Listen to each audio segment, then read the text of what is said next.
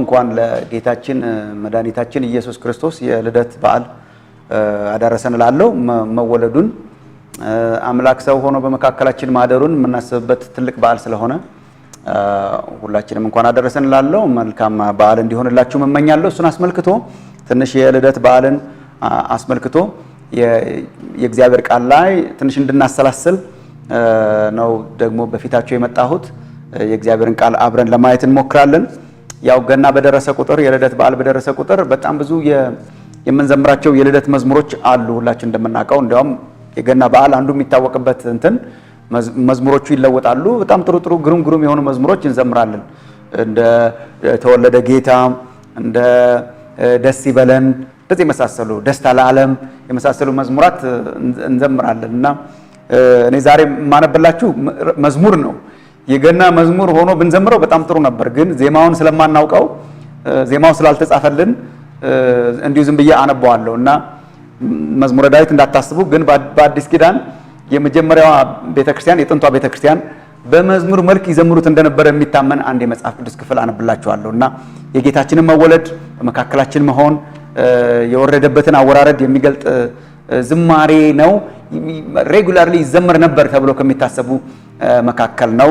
ትንሽ ግጥም መልክ ስላለው ማለት ነው። እሱን አነብና ለማሰላሰል አብረን እንሞክራለን። በመጽሐፍ ቅዱስ አጠገባችሁ ካለ በፊልጵስዩስ ምዕራፍ 2 ላይ ያለው የታወቀ የእግዚአብሔር ቃል ክፍል ነው። ፊልጵስዩስ ምዕራፍ 2 ከቁጥር 5 ጀምሮ እስከ ቁጥር 11 ድረስ ያለው በዚህ ሰሞን በጣም ማሰላሰል ያለብን አንድ የመጽሐፍ ቅዱስ ክፍል ይመስለኛል። የጌታችን የኢየሱስ ክርስቶስን የአምላክ ሰው ሆኖ በመካከላችን መወለድና መኖርና እኛን ለማዳን መሞት ብቻ የሚገልጥ ክፍል ሳይሆን እሱን አጠንክሮ የሚናገር ቢሆንም ግን እንደዚህ የመሰለውን ትልቅ አስተምህሮ ከኑሯችን ጋር የሚያስታርቅ ስለሆነ ስለ ኑሯችን እንድናስብ የሚያደርግ ስለሆነ አስተምህሮን ዶክትሪንን ከህይወት ጋራ የሚያዛምድ የመጽሐፍ ቅዱስ ክፍል ስለሆነ እሱን አነብና ጥቂት ነገር ለመናገር ሞክራለሁ። እንደዚህ ይላል ቁጥር 5 ጀምሮ በክርስቶስ ኢየሱስ የነበረ ይህ ሐሳብ በእናንተ ዘንድ ደግሞ ይሁን።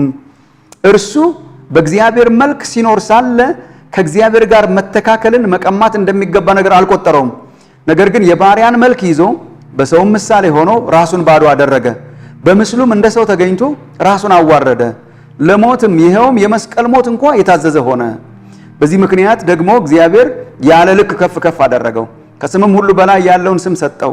ይህም በሰማይና በምድር ከምድርም በታች ያሉት ሁሉ በኢየሱስ ስም ይንበረከኩ ዘንድ ምላስም ሁሉ ለእግዚአብሔር አብ ክብር ኢየሱስ ክርስቶስ ጌታ እንደሆነ ይመሰክር ዘንድ ነው ይላልና የኢየሱስን መወለድ እንዲሁ ከምናውቃቸው በጣም ጥሩ ከሆኑ ታሪኮች ባሻገር እንድናስብ የሚያደርግ የመጽሐፍ ቅዱስ ክፍል ነው። ክርስቶስ ሰው ሆነ፣ ከድንግል ተወልዶ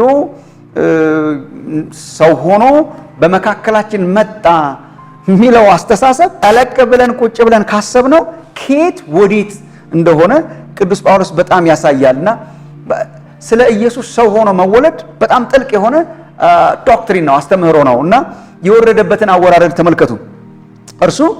እርሱ በእግዚአብሔር መልክ ከመኖር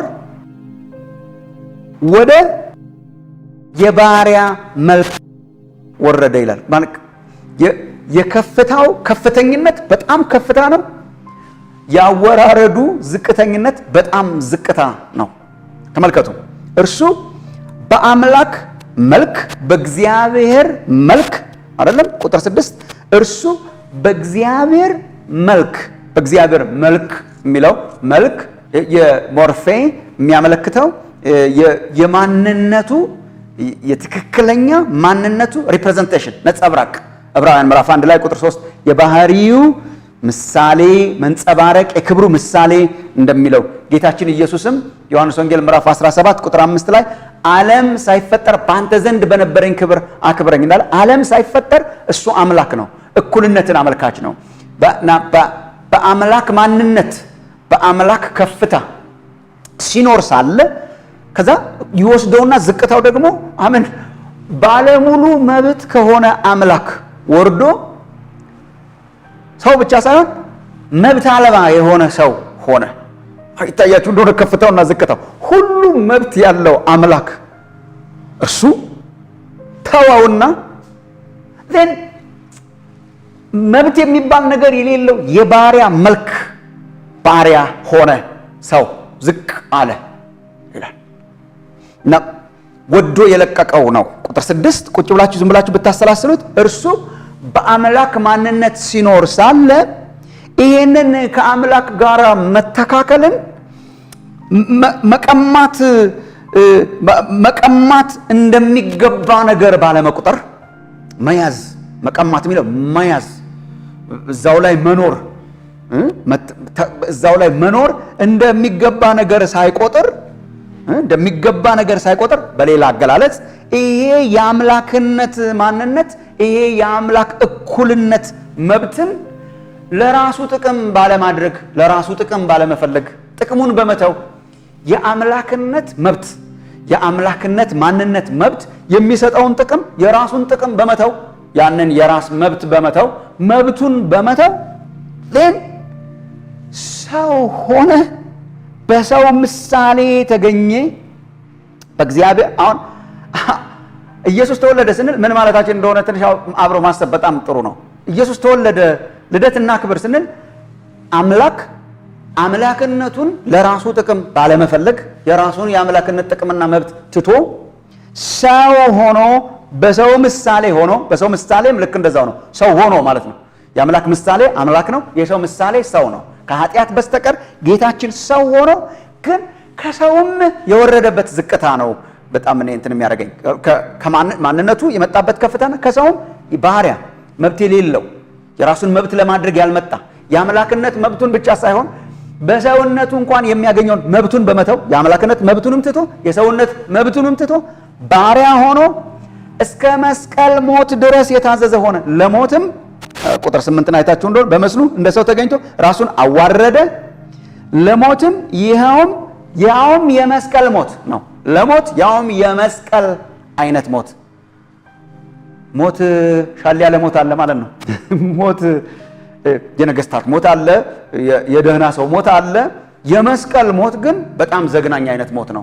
እንደምታውቁት የመስቀል ሞት በሮማውያንም ዜጎቻቸውን በምንም አይነት የሮማ ዜጎችን የፈለገ ወንጀል ቢሰሩ እስከ መስቀል ሞት አያደርሷቸውም። በሌላ አይነት አሟሟት እንትን ያደርጓቸው የመጨረሻው ወንጀለኛ የሚቀጣበት ነው። በአይሁድ ዘንድም ሁላችን በእግዚአብሔር ቃል እንደምናውቀው የተረገመ ሰው ነው በመስቀል ላይ የሚሞተው የመጨረሻው ማለት ነውና የነበረበት ከፍታ አምላክ፣ ሰው፣ ባሪያ፣ ሞት ያውም የመስቀል አይነት ወረደ። ይሄን ያደረገበትን መንፈስ እንድናሰላስል ነው በፊታቸው የቀረብኩት። ይሄን ያደረገበት መንፈስ በፈቃደኝነት የታዘዘ ሆነ። መብቱን በመታው የመለኮትነት፣ የአምላክነት፣ የእኩልነት ሁሉ መብት የእሱ የሆነ አምላክ መብቱን ትቶ ከሰው ያውም መብት አልባ ሰው በመሆን በመውረድ ዝቅ በማለት በመሞት እኛን አዳንን። ምን አይነት ዝማሬ ነው! ምን አለበት ዜማው ቢኖረን ኖሮ! ምን አይነት መዝሙር ነው! ምን አይነት ቅኔ ነው! በዚህ በልደት ሰሞን ማሰላሰል ያለብን መዘመር ያለብን ቅኔ ነበር።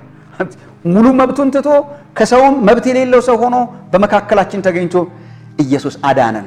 ይሄ ነው ልደት። ይሄ ዝም ብሎ አይነት በዓል አይደለም።